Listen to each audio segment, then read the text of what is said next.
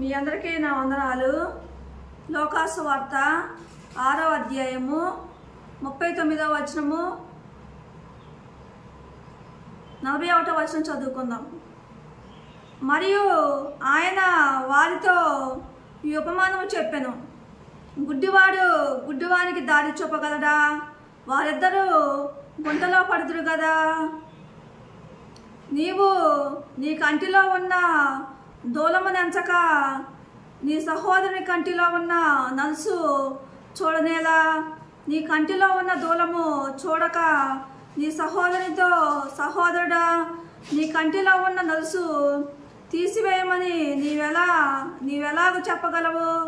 వేషధారి, మొదట నీ కంటిలో ఉన్న దూలము తీసివేయము, అప్పుడు నీ సహోదరుని కంటిలో ఉన్న నలుసు తీసివేయటకు నీకు తేటగా కనపడును. దేవుడు ఇక్కడ ఏమంటుందంటే,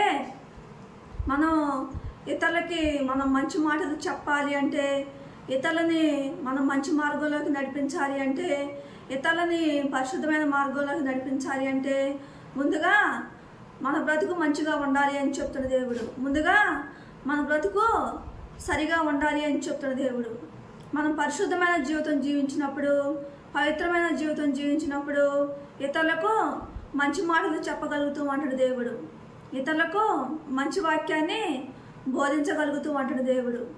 కొంతమంది అనేక రకాలుగా వ్యభిచారం చేస్తూ, దొంగతనం చేస్తూ, అన్యాయం అక్రమం చేస్తూ, లంచాలు తీసుకుంటూ, ఈ లోకం సంబంధమైన అనేక రకమైన పాపాలు చేస్తూ, త్రాగుడు బానిసై, కుళ్ళు, స్వార్థం, అసూయ, కక్షలు, కోపాలు, భేదములు, మత్సరములు, విమతలు, భేదాభిప్రాయాలు, అపకారాన్ని మనసులో ఉంచుకోవటం, స్వప్రయోజనాన్ని విచారించుకోవటం, ఇతరులని మాటల చేత హింస పెట్టడం, ఇతరులని మాటల చేత దుఃఖపెట్టడం, కష్టపెట్టడం, గాయపెట్టడం, ఇతరులని నీచంగా హీనంగా చూడటం, గర్వం, అహంకారం కలిగి ఉండటం, పొగరు కలిగి ఉండటం, ఇలా అనేక రకమైన చెడు లక్షణాలు కలిగి ఇతరులకి మంచి మాటలు చెప్పేవారుగా ఉంటారు. ఇతరులు అలా చెప్పేవారంగా ఉంటే దేవుని దృష్టిలో మనము నీతిమంతులం కాదు అని అర్థం. దేవుని దృష్టిలో మనము పరిశుద్ధులం కాదు అని అర్థం. లోకాసు వార్త 6వ అధ్యాయము 39వ వచనం చదువుకుందాం. మరియు ఆయన వారితో ఈ ఉపమానము చెప్పెను. గుడ్డివాడు గుడ్డివానికి దారి చూపగలడా? వారిద్దరూ గుంటలో పడుదురు కదా.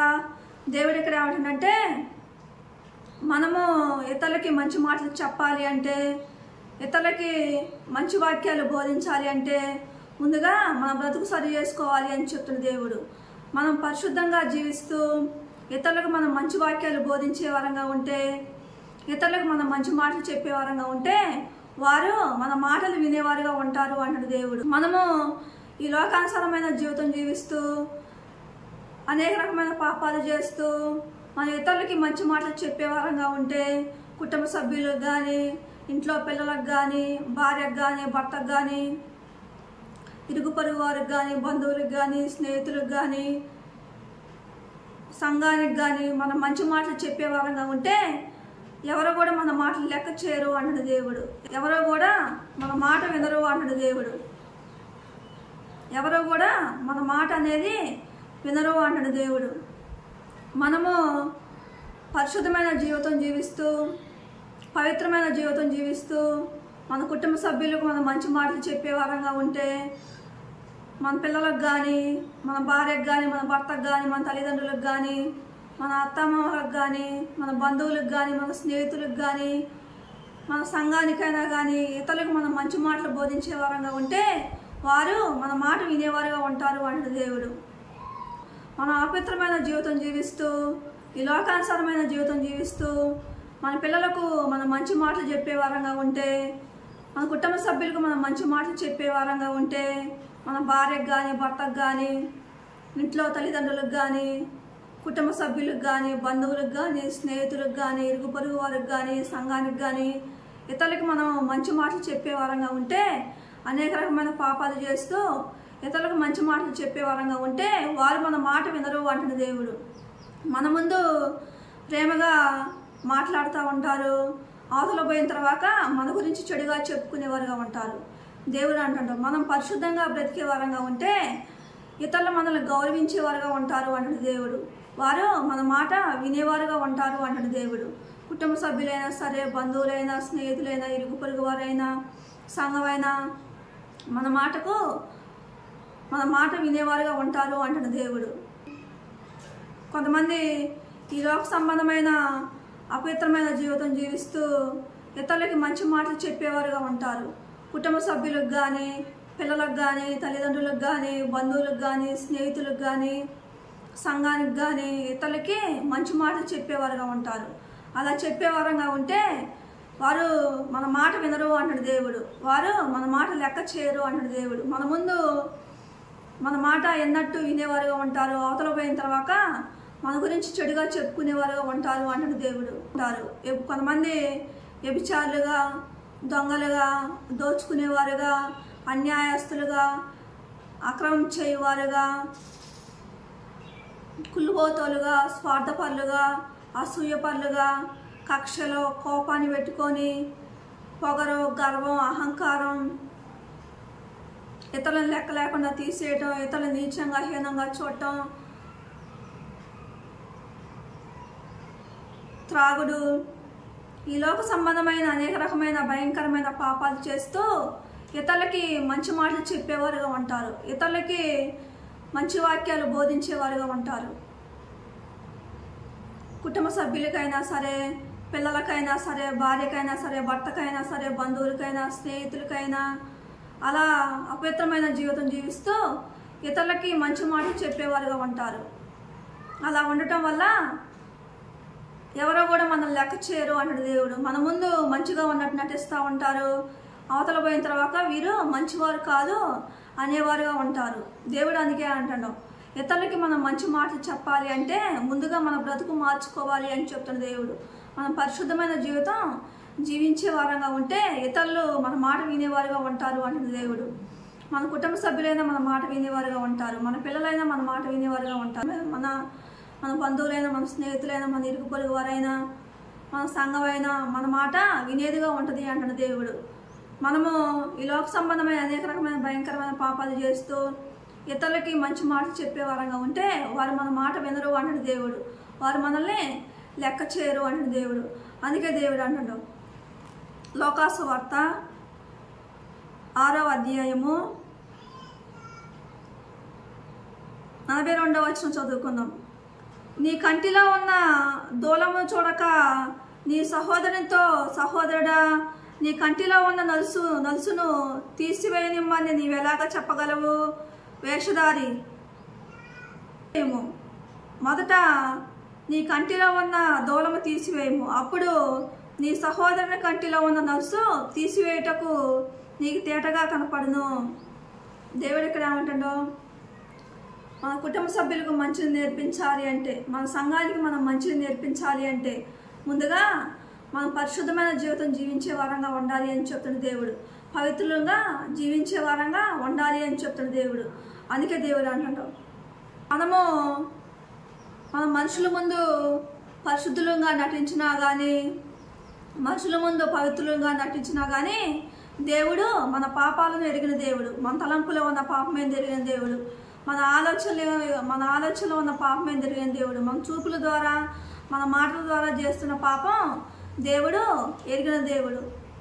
ఈ లోకంలోని మనం ఏ తప్పు చేయట్లేదులే అని మనుషుల ముందు మనం పరిశుద్ధులంగా నటించే వారంగా ఉంటాం. మనుషులు తెలియకుండా రహస్యంగా పాపాలు చేసే వారంగా ఉంటాం.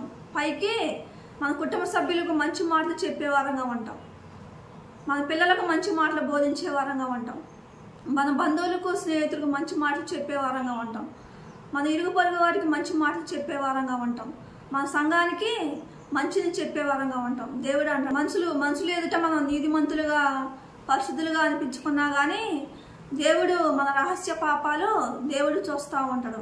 మనం చేసే పాపాలు దేవుడు చూస్తూ ఉంటాడు. దేవుడు మనుషులు ఎదుట మనం పరిశుద్ధులంగా జీవించాలి, పవిత్రులంగా జీవించాలి. దేవుని ఎదుట కూడా పరిశుద్ధులుగా, పవిత్రులంగా మనం జీవించే వారంగా ఉంటే మనకు మేలు జరిగిద్ది అన్నాడు దేవుడు. తిమోతికి రాసిన పత్రిక 2వ అధ్యాయము 15వ వచనం చదువుకుందాం. దేవుని ఎదుట యోగ్యునిగాను సిగ్గుపడనక్కరలేని పనివానిగాను సత్యవాక్యమును సరిగా ఉపదేశించువానిగాను నిన్ను నీవే దేవునికి కనపరుచుకొనుటకు జాగ్రత్త పడుము. దేవుడు ఇక్కడ ఏమంటాడు? మనము దేవుడు నేను చేసే ప్రతి ఒక్క పని చూస్తూ ఉంటాడు, నా తలంపులు చూస్తూ ఉంటాడు, నా ఆలోచనలు చూస్తూ ఉంటాడు, నా చూపులు చూస్తూ ఉంటాడు, నా మాటలు చూస్తూ ఉంటాడు, నేను చేసే క్రియలో దేవుడు చూస్తూ ఉంటాడు అని దేవునికి భయపడి మనం పరిశుద్ధులంగా మనం జీవించే వారంగా ఉండాలంట. పరిశుద్ధులంగా జీవిస్తూ ఇతరులకు మనం మంచి మాటలు మనం చెప్పే వారంగా ఉంటే వారు మన మాట వినేవారుగా ఉంటారు అంటాడు దేవుడు. వారు మనల్ని గౌరవించేవారుగా ఉంటారు అంటాడు దేవుడు. కొంతమంది ఈ లోకంలోని అనేక రకమైన పాపాలు చేస్తూ భయంకరమైన పాపాలు చేస్తూ ఒక వ్యభిచారులుగా ఉండి, ఒక దొంగలుగా ఉండి, ఒక దోచుకునేవారుగా ఉండి, అన్యాయస్తులుగా ఉండి, అక్రమం చేసేవారుగా ఉండి, కుళ్ళుబోతులుగా ఉండి, స్వార్థపరులుగా ఉండి, అసూయ పనులుగా ఉండి, కక్షలో కోపాలు పెట్టుకొని, పగలో ద్వేషాలు పెట్టుకొని, ఇతరులని మాటల చేత హింస పెట్టడం, ఇతరులని మాటల చేత దుఃఖ పెట్టడం, కష్టపెట్టడం, గాయపెట్టడం, ఇతరులని నీచంగా హీనంగా చూడటం, త్రాగటం, బూతులు మాట్లాడటం, కుళ్ళు, స్వార్థం, అసూయ, కక్షలో కోపాలు, పొగరు, గర్వం, అహంకారం, ఇతరులని ఏ మాట పడితే ఆ మాట అనటం, లెక్క లేకుండా తీసేయటం, ఈ లోకంలోని అనేక రకమైన గర్వం కలిగి ఉండటం, గర్వం అహంకారం కలిగి ఉండటం, ఈ లోక సంబంధమైన అనేక రకమైన పాపాలు చేస్తూ మన పిల్లలకు మనం మంచి మాటలు చెప్పేవారంగా ఉంటే, మన భార్యలకు, మన భర్తలకు, మన బంధువులకు, మన స్నేహితులకు, మన ఇరుగు పొరుగు వారికి మనం మంచి మాటలు చెప్పేవారంగా ఉంటే, మన సంఘానికి మంచి మాటలు చెప్పేవారంగా ఉంటే దేవుడు మనం చేసే చెడు పనులు దేవుడు చూస్తూ ఉంటాడు. ఎవరో చూడకపోయినా కానీ మనుషులు ఎదుట నీతిమంతులుగా పరిశుద్ధులుగా అనిపించుకున్నా కానీ దేవుడు మన రహస్య పాపాలు ఎరిగిన దేవుడు. మనం చేసే ప్రతి ఒక్క పనిని దేవుడు చూస్తూ ఉంటాడు. అందుకే దేవుని ఎదుట మనము మంచి వారంగా అనిపించుకునే వారంగా ఉండాలి అని చెప్తున్న దేవుడు. దేవుని ఎదుట నీతిమంతులుగా పరిశుద్ధులుగా పవిత్రులుగా ఉండే వారంగా ఉంటే మనకు మేలు జరిగిద్ది అంటాడు దేవుడు. దేవుడి కొద్ది మాటలు దీవించు.